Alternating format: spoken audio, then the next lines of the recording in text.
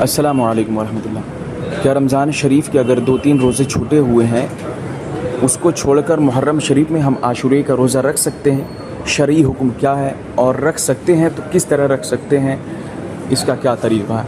अब ये ऐसा एक पॉइंटेबल सवाल है जिस पर मैं समझता हूँ सारे हमारे नौजवान और ख़वातीन की तवज्जो होनी चाहिए, इसलिए कि रमज़ान शरीफ में किसी परेशानी के सबब से 1-2 रोज़े अक्सर लोगों के छूट जाते हैं।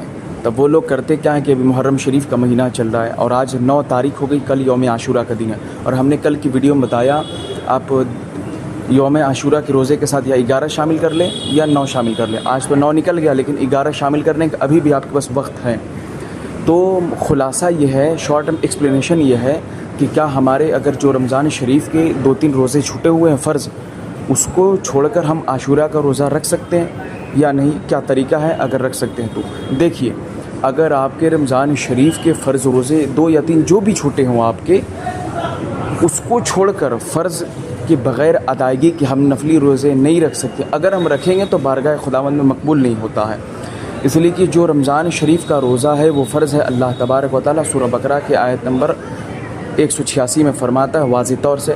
अगर मैं तफसील बताऊंगा लंबी हो जाएगी, लेकिन आप जान लें कि वो रमज़ान शरीफ के जो रोज़े हैं वो फ़र्ज़ रोज़े हैं। अगर किसी परेशानी के सबब से कुछ रोज़े हमसे छूट गए तो उन रोज़ों को हमें, उस रोज़े की हमें क़ज़ा करनी होगी। बग़ैर क़ज़ा के हम नफली रोज़े नहीं रख सकते। लेकिन यहाँ पर एक तरीक़ा है आपके लिए, फ़ायदे का सौदा है यहाँ पर। क्या है?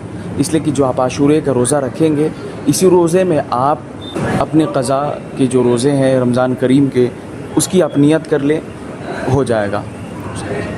आप उसी तरीके से, यानी कल यौम आशूरा है, जो आप आज रात में सहरी करेंगे, तो सहरी करने के वक्त या करने से पहले आप इरादा दिल में कर लें। और हमने नीयत के ताल्लुक़ से बताया, दिल में पुख्ते इरादे का नाम नीयत है और कुछ नहीं। अगर आप ज़ुबान से पढ़ते हैं तो अफजल है, लेकिन दिल में आपने सच्चा इरादा कर लिया, पक्का कर लिया तो हो जाएगा। तो आप जब सहरी कर लेंगे या सहरी करने से पहले दिल में इरादा कर ले, नियत कर ले। अगर आपके जो रोज़े छूटे हैं उसकी क़ज़ायगी का दिल में नियत कर ले कि मैं एक रोज़े की क़ज़ा की नियत कर रहा हूँ। आप दिल में पुख्ता इरादा कर ले, अल्लाह तबारक व तआला से दुआ कर ले, या अल्लाह मेरी रोज़ों को कबूल फरमा, मेरी नियत को कबूल फरमा। ठीक, आप नियत कर सकते हैं और कल आशूरा के दिन आप रोज़ा रख सकते हैं। वो आपकी एक जो फ़र्ज़ियत जो आपकी छुट्टी हुई है आपसे, वो आपसे साक़ित नहीं हुई, आपसे हटेगी नहीं जब तक आप रखेंगे नहीं।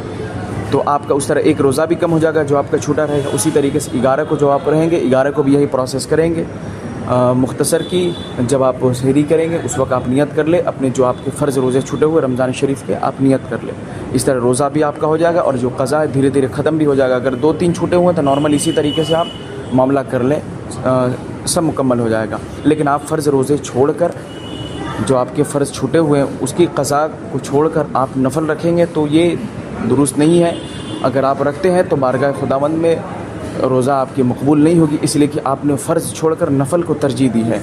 और फ़र्ज़ जो होता है वो फ़र्ज़ आज़म होता है, नफल जो होता है उसके बाद में होती है। तो बस आज के लिए इतना ही। जज़ाकल्लाहु खैरन कसीरा। अस्सलामु अलैकुम वरहमतुल्लाह।